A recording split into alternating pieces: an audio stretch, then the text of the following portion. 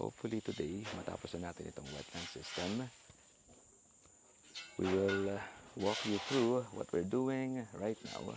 So let's begin with this wetland box number 1. As you can see, si Boss Ace doon ay maglalagay na ng mga graba.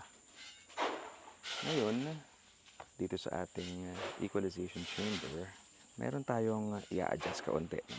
Unfortunately, ang nailagay natin dito na tubo ay mas maliit, 2 inches.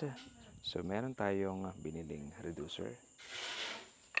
Okay, at ito ang gagamitin natin para ma-connect siya dito sa akmang size ng ating tubo.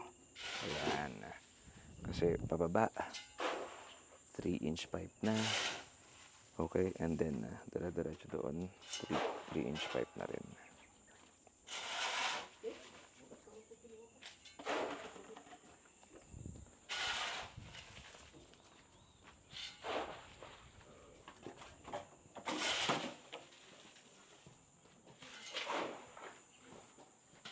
Sir, pinadilagay kahit luma Luma na? na tray. Oo, kasi malinis.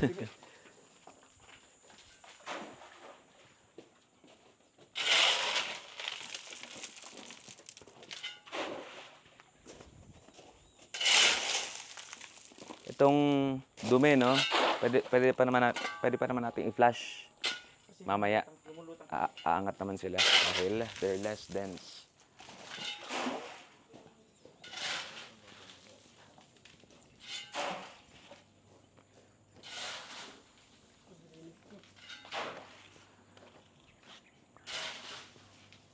Ito, parang swimming pool.